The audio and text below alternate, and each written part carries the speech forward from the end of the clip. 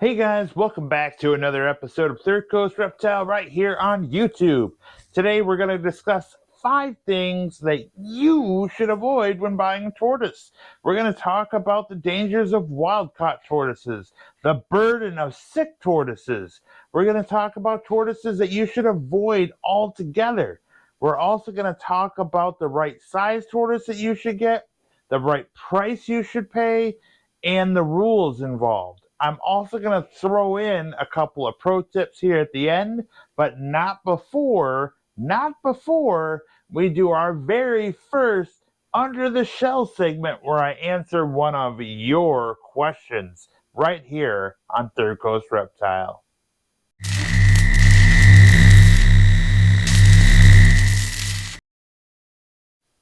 Okay guys, so I want to make this video, I want to clarify this, that this video is intended to avoid problems. I want to create the best experience of buying your first tortoise or your additional tortoise that you may be buying. I want to eliminate the risks of tortoises being sick when you get them, introducing them into your enclosures and causing mass chaos and problems for you. I want to use lessons that I've learned to help you guys avoid problems that you may encounter when purchasing a tortoise and save you money in the long run. So with that, we're going to go ahead and get started. Alright guys, first up is wild-caught tortoises. Wild-caught tortoises are known to be riddled with parasites and diseases. Cheaper initially, however, will drain your wallet down the road when all those medical issues lurking around the corner finally show up. Guys, you have to understand that these tortoises are shipped over from other countries in not so ideal conditions and are not climate controlled. Often they will arrive dead or near dead due to the lack of food and hydration in these extreme conditions that they're exposed to. And this is why they're known to have the parasites and diseases when you go to pick them up. All right, guys, so oftentimes breeders will use not so obvious terms such as farm raised or field collected or long term wild caught tortoise. And they all mean the same thing. It just means that they are collecting tortoises from the wild, which, ethically is crappy. But they're using terms that are less noticeable to kind of convince you that it's okay and that these guys are not going to be riddled with disease and parasites like they are. And they will also advertise their pricing cheaper than comparable tortoises of the same kind and age. But don't let that fool you. As I mentioned earlier, those medical bills will outweigh that saving. All right, guys, so what can you do to avoid this? Well, there are a few key things that you can do to avoid getting a wild-caught tortoise.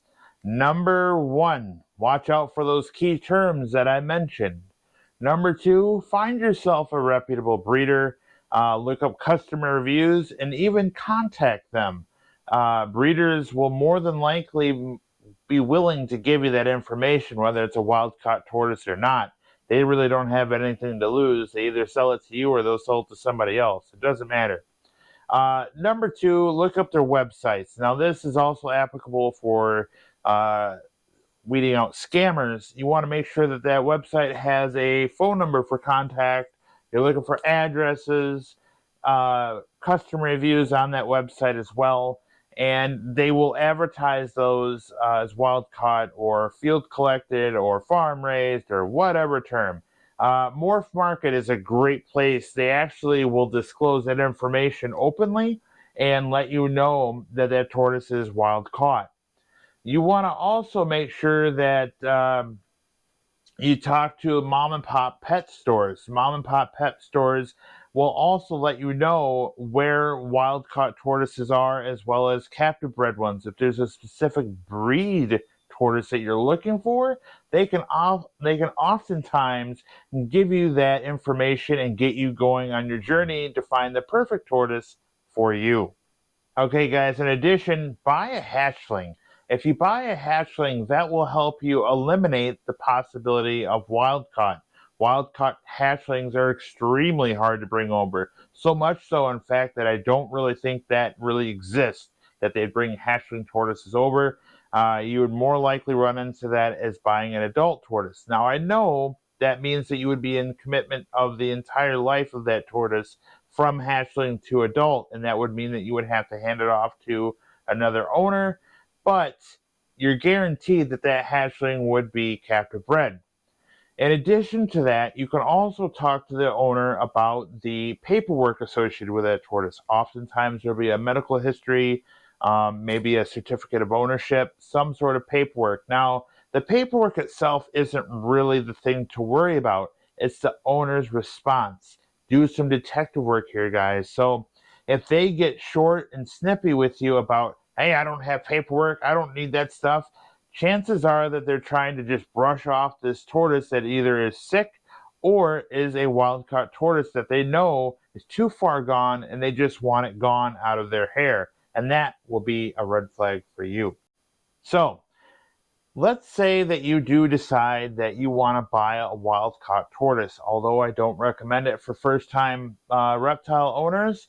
Let's say that this is your second or third tortoise and you're willing to take on the burden. Maybe it's a rare tortoise that you want to capitalize on the opportunity of buying a wild caught. Here are the things you need to do if you decide to buy a wild-caught tortoise. First off, you're going to want to create a isolation tank just for that tortoise. You want to separate that guy from the rest of your group of reptiles simply for the risk of disease and parasites that we mentioned earlier. You want to make sure that that tortoise is seen by a vet immediately. That way you can predict and be proactive for any diseases that tortoise may have and help it get back to health quicker before things start to deteriorate and your tortoise gets really sick and then you'll have problems. So I would do this. I would get that sort of incubation area away from the rest of everybody else, that isolation area rather, and then get a hold of a vet, set up an appointment, get your tortoise nourished as quick as possible. So you want to make sure that you give it a soak right away. You want to make sure that it's eating well.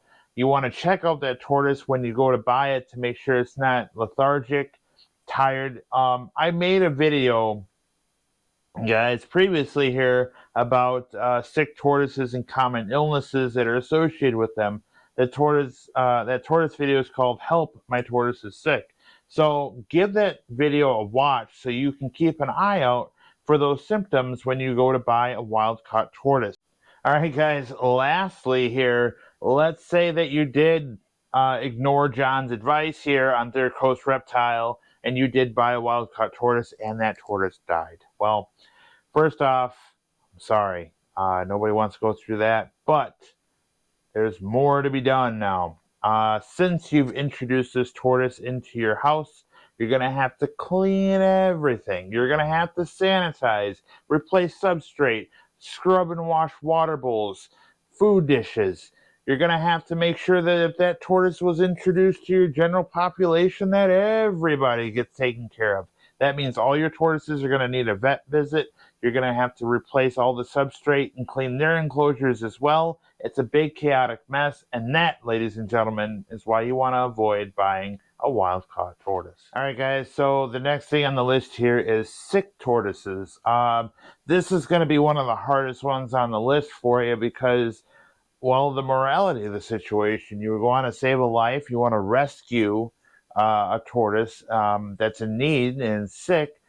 So why would you want to avoid a situation like this? Well, especially if you're a new tortoise owner, I highly recommend avoiding getting a sick tortoise. And that's for a couple of reasons. Number one, you want to make sure that your first experience, especially as a new tortoise owner, to be a positive one. One that you can actually build that relationship with your reptile and understand that you are capable of taking care of a tortoise and not have that disappointment if that tortoise does die, and it'll ultimately deter you from wanting to do the reptile hobby altogether. Secondly, you also want to understand that as a new reptile or tortoise owner, you're going to make mistakes. I make mistakes. You're going to make mistakes too. It's inevitable no matter how much research you do. something's going to happen along the lines that's going to cause you to make a mistake. A healthy tortoise to start with is going to be way more forgiving of those mistakes that you might make versus a sick tortoise. So again, I commend you for wanting to take on a sick tortoise. It's just not a smart idea. But but if you do take on a sick tortoise, some things you want to do precautionary wise are very similar to the wild caught tortoise, where you want to create a segregated area, isolated, dedicated to that tortoise. You want to make sure that you see the vet immediately to start combating the issues that are at hand. And you want to make sure that you have a vet available in the first place, because not everybody is accessible to a proper vet for tortoises. In addition to this, guys, you have to understand that despite spending all this money, time, effort, due diligence, research, talking to vets, going back and forth, medications, everything you could possibly do to save this tortoise's life, there's still a really good chance that that tortoise may not survive. You got to understand it from the seller's perspective. They probably noticed this condition a while back. They've ran out of either funding or just the will to save that tortoise, and they're trying to just shove it off and get rid of it altogether. Or they just may not know that that tortoise was sick all along, and you just don't know how long that tortoise was sick. I guess that's what I'm trying to convey here. You really just you don't know the magnitude, how far along it's progressed, and you don't know what illness it is. So if you do decide to take this on, like I said, just follow my instructions here, isolate them, find a vet.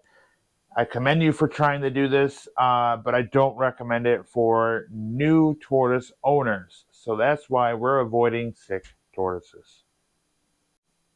All right, guys, next up is tortoises that you should avoid. There are tortoises that you should consider avoiding when looking for your first tortoise or a second or third tortoise.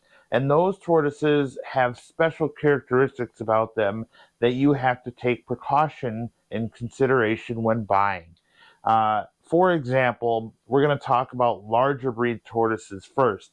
Things like the sulcata tortoise, the Aldabra tortoise, the what is the other one? The Black Mountain tortoise, Burmese Black Mountain tortoise. Thank you. Those tortoises get rather large, and because they're rather large, they require a large facility, either indoor or outdoor. So if you live in an area where it's predominantly colder around the year than warmer, then you're going to want to consider avoiding larger species tortoise. Like the sulcata tortoise, for example, that are everywhere. You can get these cute little guys typically for under $100, and you think to yourself, oh, they're great. Well, they grow rapidly. In fact, in the first 10 years of ownership, they go from this size to around 36 inches in diameter. They're known to plow through drywall if they're motivated to. I've seen a picture on Facebook where there's a tortoise that actually moved a toilet, because these guys are strong. They're massive. And you have to take that into consideration when buying tortoises. You want to find one that appropriately fits your lifestyle and the place that you live, whether it's an apartment, house, or if you're living on a farm somewhere. If it's down south, now let's change a little bit here. If you're living in a southern state or like out west, you have to avoid tortoises that require a lot of humidity. Specifically, like out west in the desert areas and stuff like that, you can have them. It's not a problem, but it's going to be more difficult to recreate those ideal conditions for them. So redfoot tortoises may not be as ideal in like Arizona as like a sulcata, because sulcatas would do really well in the Arizona heat and desert, and chances are you probably have real estate outside that tortoise can live in year round. So if you live in Florida, now let's flip the coin here a little bit. You live in Florida, humidity is really good, so you'll be able to have redfoot tortoises, even sulcatas, and a few other species. But like the Burmese star tortoise, for instance, they may not do so well down there because of the conditions that they require. They're an arid species tortoise. So, depending on where you live, depending on the real estate you have available, and the temperature year round, the average temperature year round where you live, those are factors to consider when looking at your tortoises, because there's certain tortoises that, well, you should probably avoid. All right, guys, we're going to talk about something that I think everybody's been guilty of at one point or another, and that is impulse buying. I have certainly been guilty of that myself. I found a tortoise that I absolutely had to have immediately, and then I bring it home and I have nothing ready for it, or I just didn't have the room for it, and I had to make some really drastic decisions to make things work. Um, I'm saying this is to be transparent with you guys, and it's just something that you should avoid altogether, and that is impulse decisions.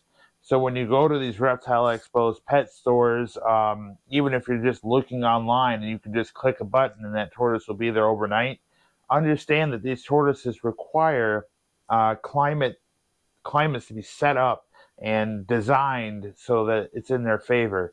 Um, when you bring a tortoise home, it has to have a place to go, and it has to be segregated from other tortoises initially, especially if you're going to get a sick or wild caught tortoise. Especially, you have to be prepared for things. So you have to have an enclosure set up. You have to have food on the ready. You have to have your lights warmed up, that microclimate established. Those are all things that you really have to have together prior to the purchase of your tortoise.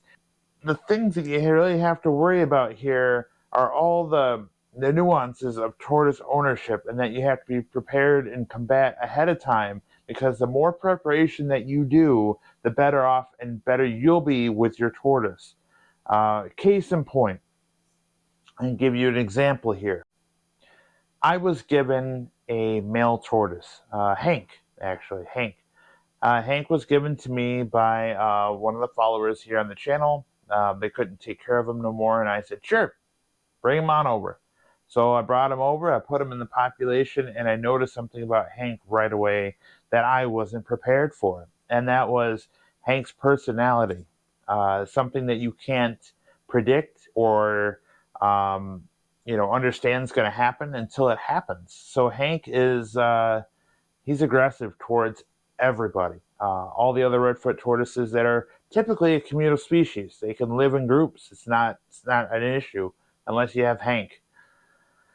Hank. So what did I have to do? I had to segregate Hank for a while, and then slowly introduce him over time into the group of tortoises that he's with.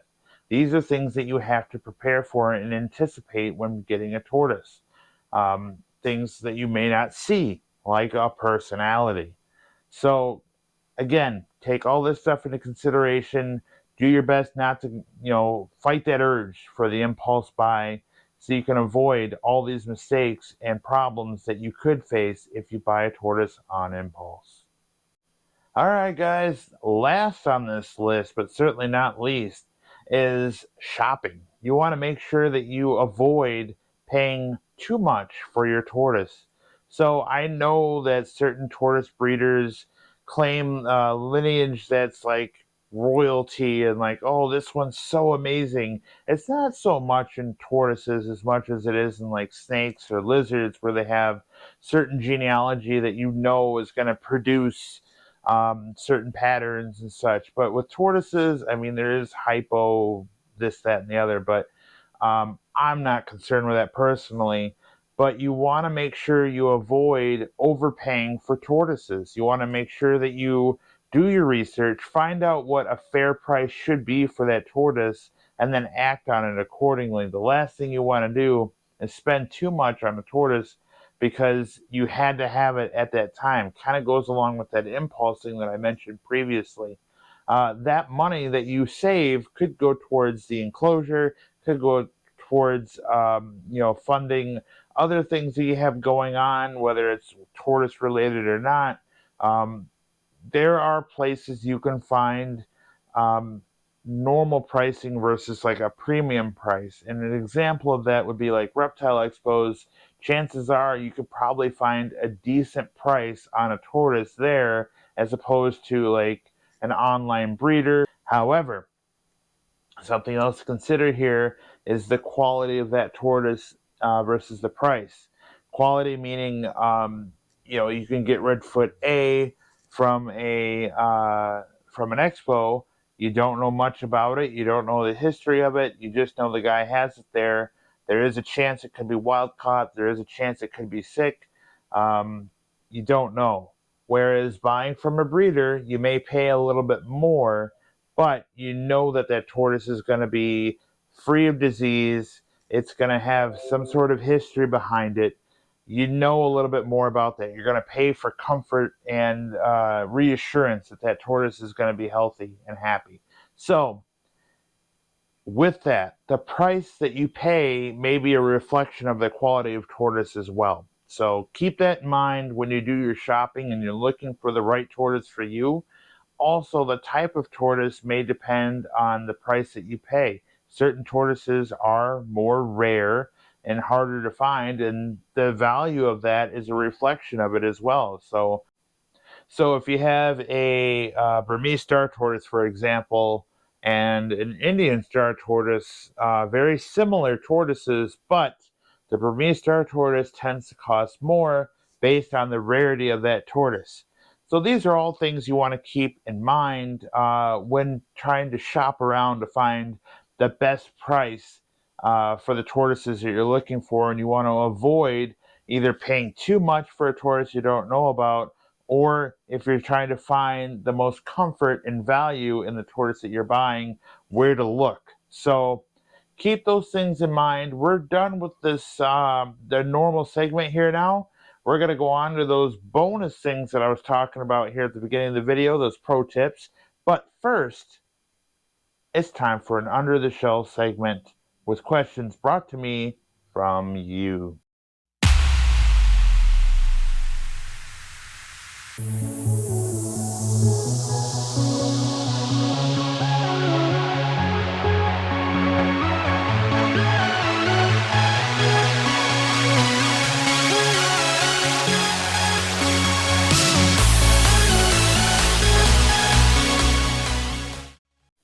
Well, all right, guys, it's time for an Under the Shell segment here where I talk to you guys and see what's going on and what things I can answer for you.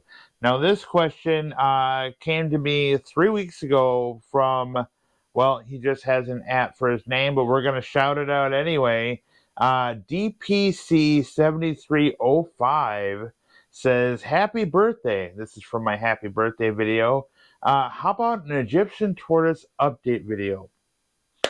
Well, we're going to do that right now. All right, guys, so you're asking me about how Jafar, my Egyptian tortoise, is doing. Well, let me show you.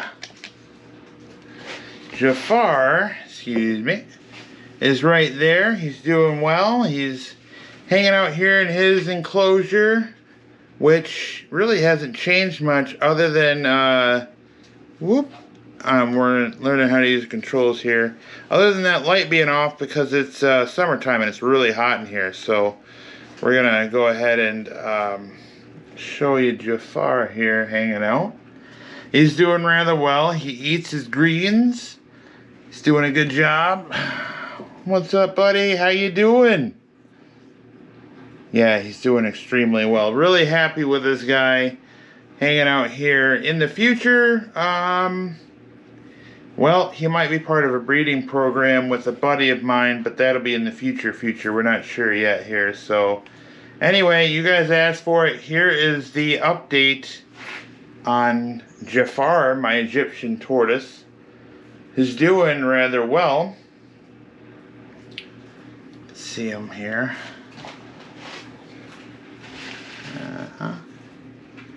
Yep, there he is, walking around, doing his thing.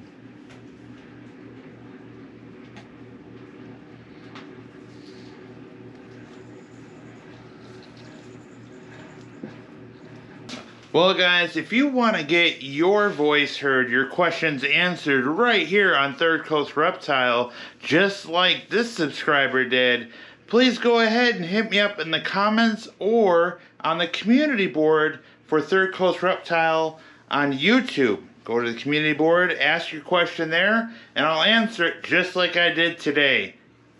Well, okay guys, it's time for those bonus tips here at the end of the video, where I'm going to talk about a couple of extra things that are also important that I didn't mention before.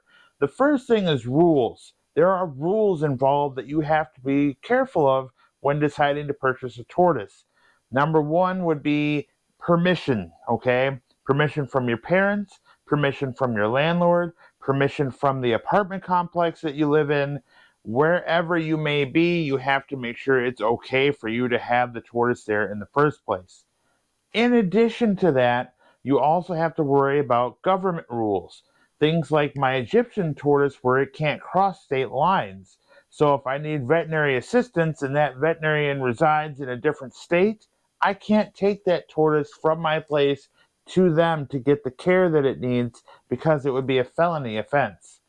So do your research, do your due diligence, and this also implies with that impulse purchasing. Make sure that you have permission, right? You want to make sure that once you purchase your tortoise, you can actually keep the thing. In addition to that, rule number 2, bonus tip 2, that you may not think about, and that's the weather. Certain times of year, say it's December, you're on your phone, you're clicking through, and you're like, man, I gotta have this tortoise right here. Click. Well, guess what? You may have to wait several months for that tortoise to actually arrive at your house. No, it's not going to be sitting in an airplane somewhere. Certain breeders, websites, pet stores, wherever that ship online have rules to say you can't ship during these months because of the overnight risks involved with those low temperatures. So you may be sitting on a tortoise for a long time waiting for it to arrive at your house due to the temperatures in that time of year. There's a bug.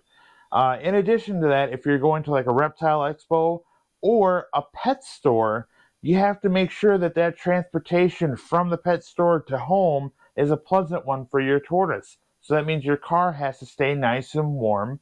You have to make sure that that box is somewhat insulated, that they're in, transporting it from the car to the to your home, to the enclosure that it's in. Can't talk here. It's getting the end of the video. I'm tired. Bear with me. We're going to get this. The enclosure also has to be pre-warmed up. You want to make sure that that microclimate is nice and comfortable for that tortoise upon its arrival to your home. So that, again, you have to be careful with those impulse purchases because you have to make sure you're prepared here at home. The last thing you want is a cold tortoise waiting for things to get set up properly at your home. So temperature and rules are big. I felt like those are something that you don't really hear a lot about, but are equally important when it comes to purchasing a tortoise, and it's something you should avoid when buying one. The purpose of this video, guys, is simple. It's to ensure that you have the best experience possible buying either your first tortoise or your second or third or so on. My job as a YouTuber is to help you guys stay informed and understand these sort of nuances when buying a tortoise so that you guys can have the best relationship possible with your tortoise and don't get discouraged from the reptile hobby altogether. I want to create the best possible experience for you by creating these videos, right? So let's call this one a day, guys. Thanks for watching. Thanks for subscribing. If you haven't, please like and subscribe so you can get up to date on the most recent videos as I post them. Thanks for watching, guys. Bye now.